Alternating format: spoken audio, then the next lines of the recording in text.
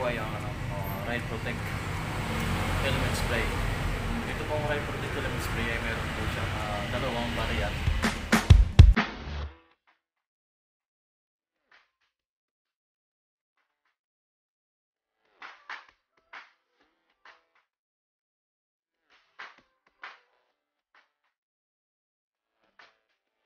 Ito po hawak ko ngayon. Ito po yung Pine Scent. Yan po. Yung isa po nito ay 250 ml. Ito pong Pine Scent na po ay para sa akin mapaw siya kasi ito yung gamit ko. So yung isa naman na variant ay ito po Mandarin Orange variant po. Yan po yung kulay niya. So 250 ml din po siya. So ngayon, ito pong Ride Protect Helmet Spray, meron po siyang tatlong protection sa atin. Ito po yung antibacterial, disinfectant, at saka deodorizer na rin po siya. So ngayon, ipapakita ko sa inyo kung paano gamitin itong Ride Protect Helmet Spray.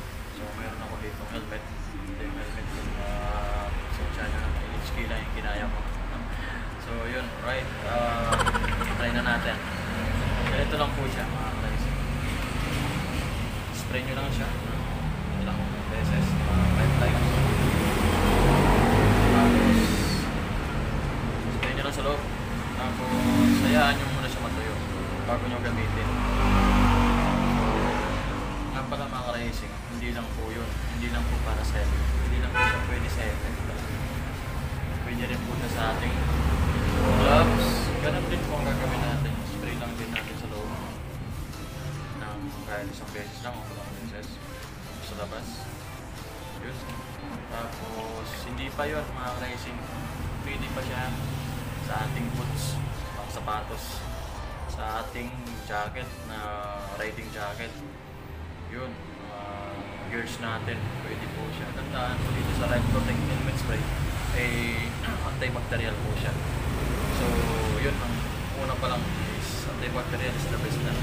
Tapos, disinfectant. Tapos, deodorizer.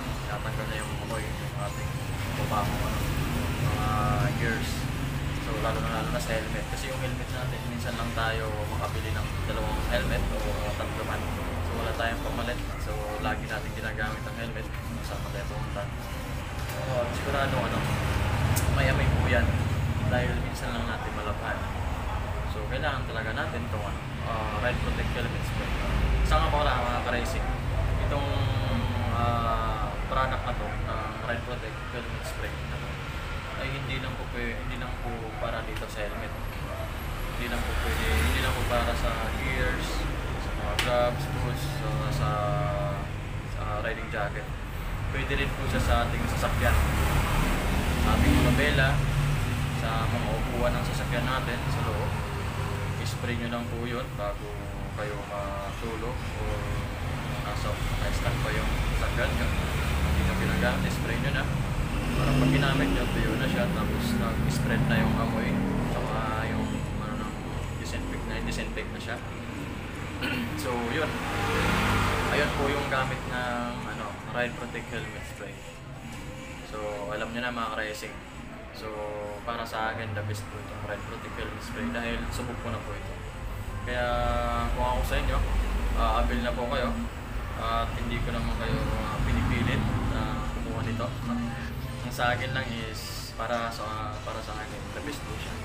So yun, nasabi ko na at ipakita ko na kung ano yung gagawin pala mga racing. Itong Ride Protect ay hindi ko po ito sponsor. Bali nag-abil lang po ako ng product nila. Tapos nagpaalam po ako sa kanila kung pwede kong gawa ng fit review itong product nila. So yun, pumayag naman po sila. So yun, shout out sa Ride Protect. Maraming salamat sa pagpayag nyo na gawa ko ng fit review itong product nyo. So ayan mga racing, dito ko natatapos yung ating video. Naipakita ko na sa inyo at nagkaroon na tayo ng idea at sana ay nagkaroon kayo ng opinion o nasa inyo yan kung anong gusto nyong gamitin para sa helmet nyo sa mga kukuha ko ng ano, mga riding gears, helmet. At yun, shoutout ko na lang pala yung ano, aking mga subscribers dyan. Maraming salamat sa inyong walang sawang pagsubaybay at pagsuporta. So, kung bago ka lang din dito sa aking YouTube channel at napabisit ka dito, inanyayahan kitang mag-like, share, subscribe, and please click the notification bell para updated tayo sa susunod na mga aking video. Ito lang po masasabi ko sa inyo. Pray before you ride. Ride safe as all. Enjoy the ride.